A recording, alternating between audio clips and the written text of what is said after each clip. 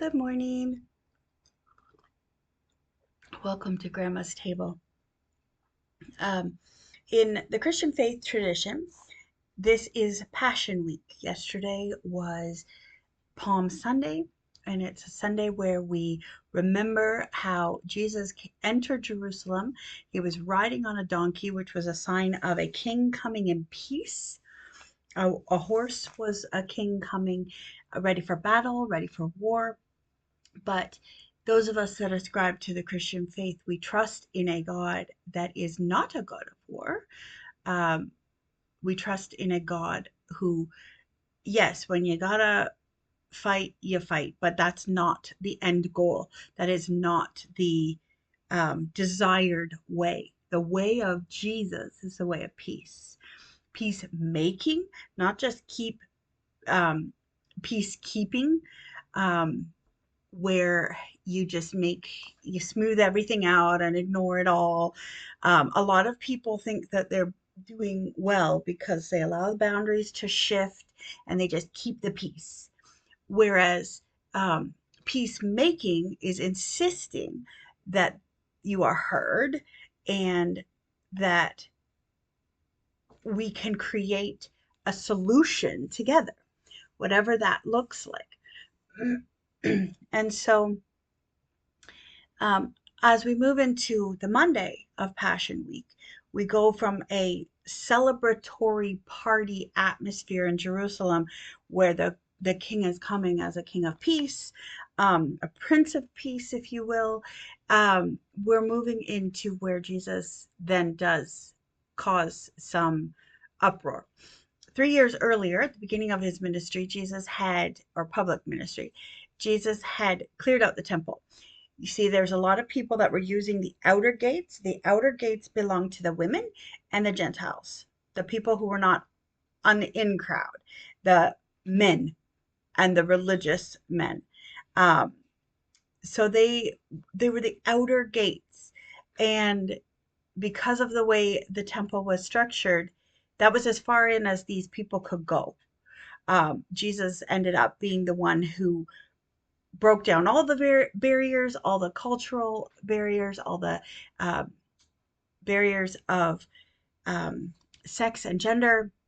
He broke them all down, and he created a way for each of us to get to the Father, individually and corporately, regardless of status.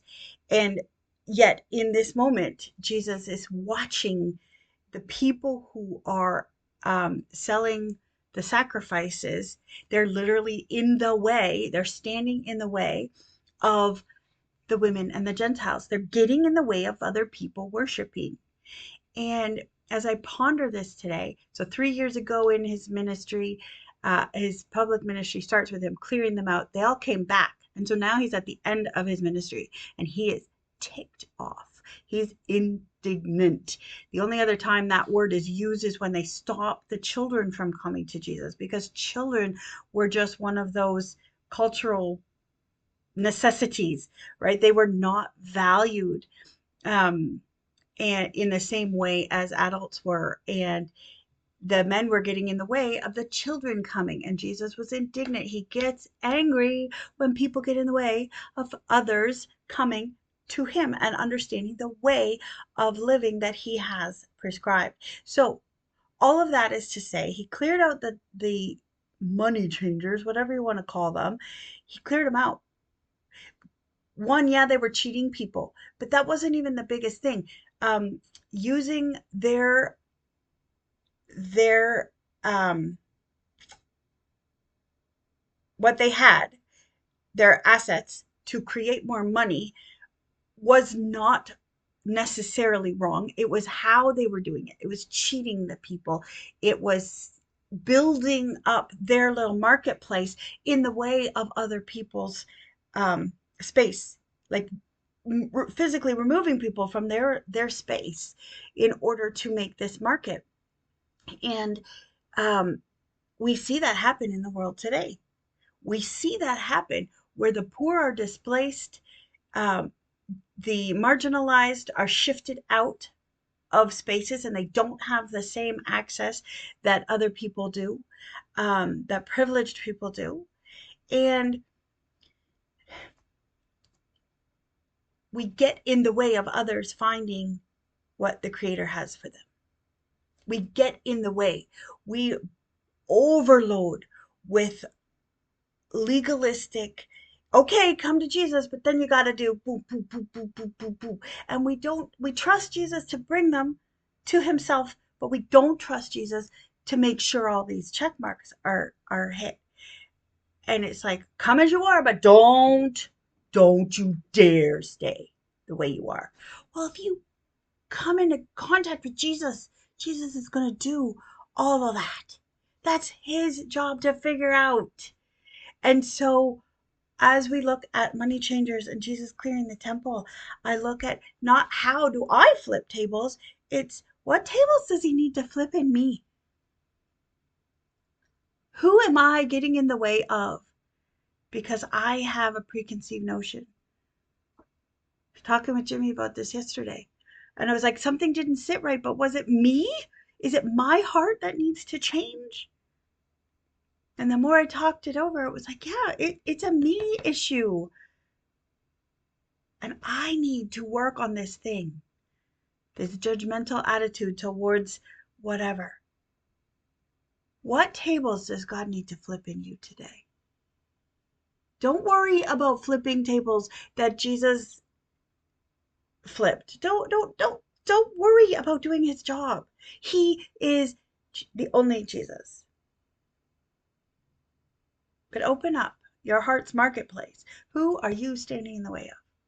You might even be standing in the way of yourself because you're sick and tired of other people standing in your way. And so you take it out on the church, you take it out on Christians, and you're like, I like your Jesus, but I don't like it. Okay, forget about the followers then. Forget about us. We screwed the pooch. We are human.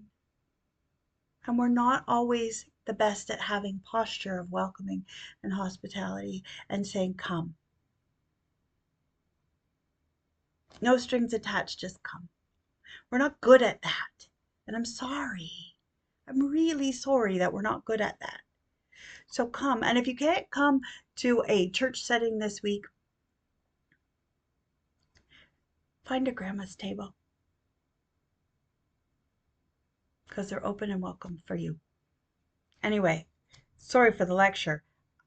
I'm just quite passionate about where does my heart beat, and is it beating for more access to Jesus or less? Am I getting in the way of people coming to know him because I have preconceived notions of what that looks like after the fact? Yeah. And I'm sorry. Wherever you are today, whatever you're doing, keep your feet on the ground, your head in the clouds, and just know that I love you. And Grandma's table is open for you. Bye.